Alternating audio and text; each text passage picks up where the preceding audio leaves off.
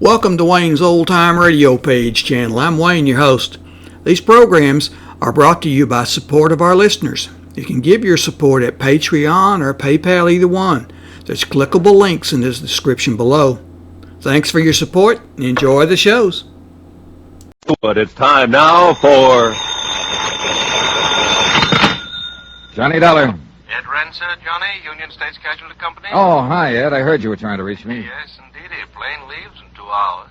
For where? Ensenada. It's a port on the west coast of Mexico, south... Yeah, I know, Ed. I know. I've been there. But what do you... Charlie Burton is down there, Johnny. You know, the big nightclub TV comic. You know, good old, lovable, boyish Charlie? I've seen his show. Who hasn't? Really keeps you screaming, doesn't he? Oh, he is a killer. Eesh. So what do I do? Go out there and scream it up for him? You go out there and keep him alive. Someone's threatened to murder him. One of his audience, maybe? No, wait, Johnny. This is no laughing matter. Anything happens to Charlie Burton, I cut my throat. Hey, you really do like his show. We're carrying $500,000 worth of insurance on that boy.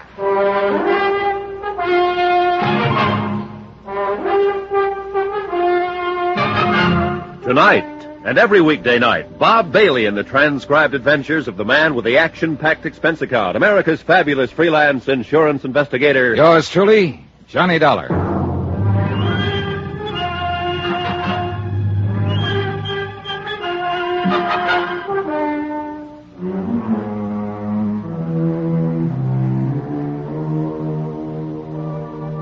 From Special Investigator Johnny Dollar to the Home Office, Union States Casualty Company, Hartford, Connecticut. The following is an accounting of expenditures during my investigation of the laughing matter. Item 1, $221.50. Transportation by scheduled airline to San Diego, incidentals there, and charter plane for a flight 80 miles south into Mexico. To Ensenada.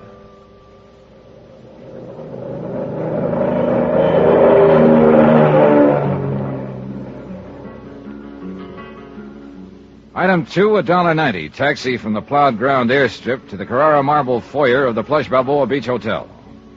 The contrast was typical. Ensenada is two towns, really. The tourist town is a glittering belt of pseudo-swank resorts around the south end of the bay. Bald-headed men in flowery sport shirts and fat women in shorts, loaded down with cameras, souvenirs, and U.S. dollars. The loafing town.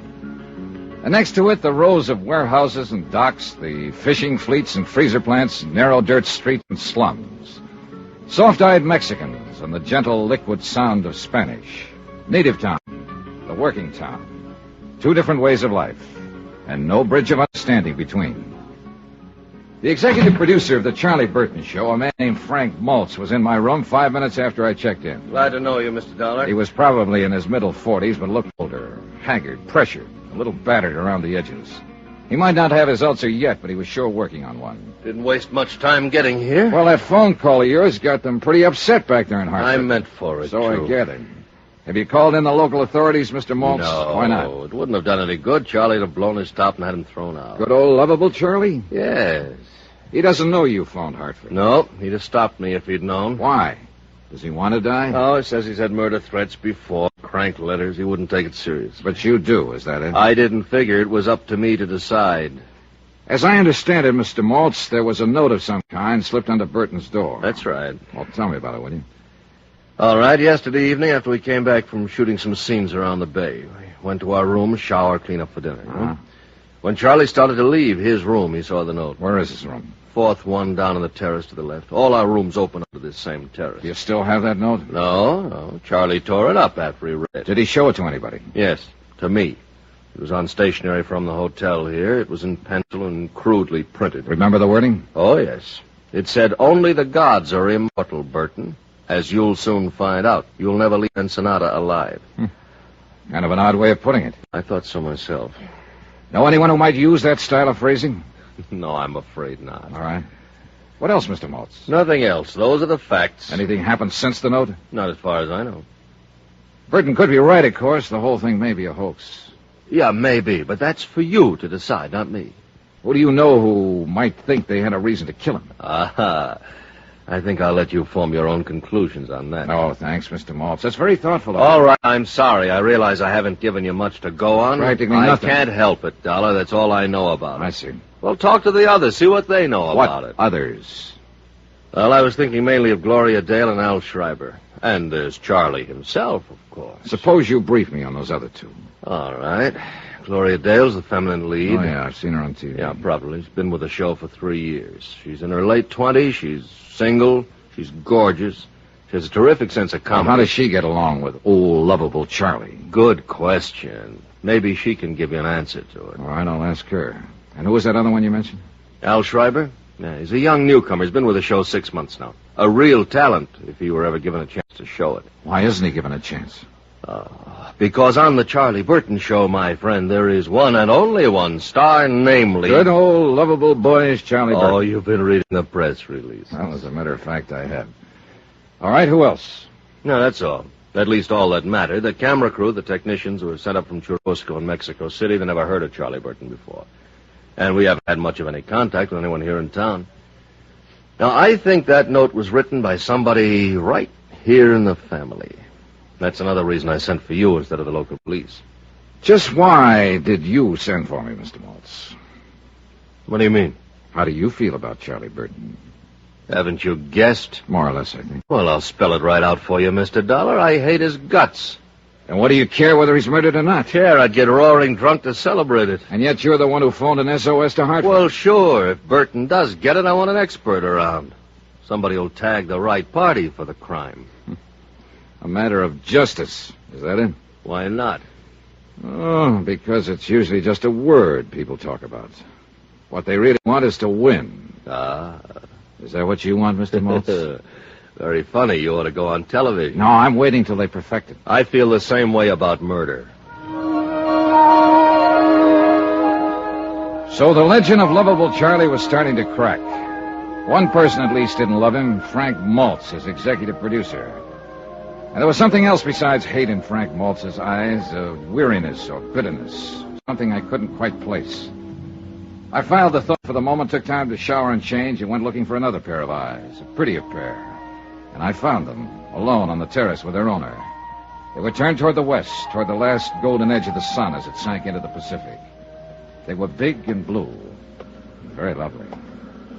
Hello there. How are you, Miss Dale? I'm Johnny Dollar. I just got in from Hartford, and I've been talking with Frank Maltz. Oh, you must be with the advertising sponsor. No, I'm an insurance investigator. Huh? Yes, I'm here in regard to that threatening note that Mr. Burton received. Oh, that. You've heard about it, then? Oh, we all heard about it. Interminably. From Burton, you mean? Who else? Oh, he paced and posed and beat his breast. He wept and stormed and shouted at us. Harangued, accused, and monologued us. Our base ingratitude after all he'd done for us. Done to us, he should have said. That one of us, a viper in his bosom, should stoop to such a practical joke on good old luck. If it was a practical joke, what are you doing down here? You think it was a joke, Miss Dale? I don't, but Charlie himself said. Do you mean somebody really meant that threat? Maybe. Well, what do you know? Any ideas to who might have written it? Sure. Anybody who knows him. Is he that bad, actually? Mr. Dollar, you've heard the expression horrid old man. Yeah. Well, if Charlie Burton worked for years to improve himself, I mean really tried, eventually he might lift himself up high enough to be a horrid old man. Well, if it's like that, why do you stick around? Why do I? Because I signed a contract last year during an emotional crisis. And it's got 2 more years to run. Break it. Breathe a little clean air for a change. I'd be dead professionally, and that's about all I've got in life now. Professional career, such as it is. Same thing apply to Frank Maltz? Yep, contract. Executive producer is just a title. The Charlie Burton show is owned by Charlie Burton, lock, stock, barrel, and the souls of the employees. Something of a dictator, huh? Egomaniac. He's a pre-adolescent paranoid with the ethics of a rattlesnake and the jealous instincts of a Turkish harem master. Uh-huh. Oh, forgive me, Mr. Dollar. I had that line in a play once, but it still fits him. Tell me the truth, Miss Dale. Did you write that note? I'm a female comic, Mr. Dollar. So? So who can write? Gloria. Out here, Al, on the terrace. Al Schreiber. Met him yet? No, but I've got him on the list. That may turn out to be quite a list before you're through. Downstairs bar at 7, honey. That's what you said. Downstairs bar at 7. Yeah, I know. I'm going in and change right now. Al, this is Johnny Dollar, Al Schreiber. Hello, How Al. are you? Glad to see you. Mr. Dollar's an insurance investigator. He's here about that murder threat Charlie got. You mean that note was for real? Could be. Well, happy days. Baby, there's hope for us yet. Careful, Al. Mr. Dollar's making a list. Sweetie, I'd be proud to confess. Only I didn't think of the idea, and besides, I'm a coward. Did either of you actually see that note? No, but we heard about it. So I understand. How does insurance figure in this? You mean some company actually wrote a policy on that earthworm? To the tune of $500,000. Holy Hannah, who's he worth that much to? His sponsor, the advertising client. I doubt if it's personal, really. They're just protecting their investment in the show. 500,000 fish. For a phony old fake who weighs in at a fast 30 cents. Say, maybe they're out to kill him and make a profit for themselves. Yeah, I'll put them on the list. And I take it you're in the club, too, Al. Club? At least you're not wearing a Love Charlie Burton button. Oh, sir. All I am, ever was, or hope to be in any future life. All I have, ever had, or expect to have at any time, notwithstanding. The foregoing to supersede any previous statement, and irregardless of any utterance made hereafter. I owe in its entirety, and without any reservation whatsoever, to my one and only benefactor. That sterling, magnanimous, warm-hearted, genial. I'll bet you think I'm only saying that because it's in my contract. Did you write the note, Al? I don't know what to say until I check with my writers. Yeah, I had the same problem with my underwriters. Say, that's not bad, Mr. Dollar. You know, you ought to Sorry, try television. I'm waiting till they perfect it. Item 3, 80 cents, one drink.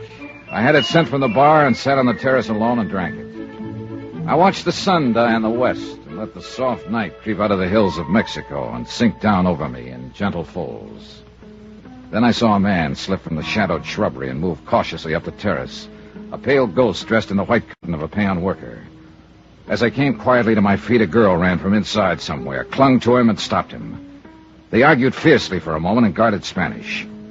Then the man turned and saw me and vanished into the darkness of the hotel gardens. The girl faced me for an instant, with eyes like frightened doves. Then she, too, turned and fled. But I'd recognize her. She was the hotel maid who'd brought ice to my room when I first arrived. So it was a lover's meeting, most likely. And yet, the man, before she stopped him, had been heading across the terrace toward Charlie Burton's room.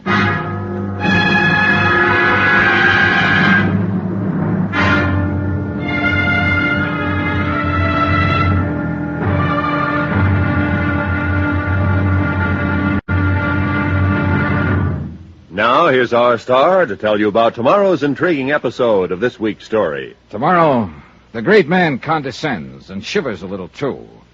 And a girl's hidden hate is blacker than the sea-wet rock she vents it on. Join us, won't you? Yours truly, Johnny Dollar.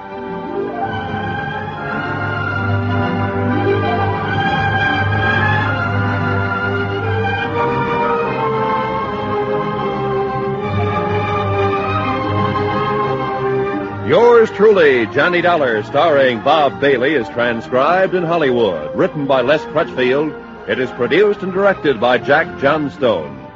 Be sure to join us tomorrow night, same time and station, for the next exciting episode of Yours truly, Johnny Dollar. Roy Rowan speaking.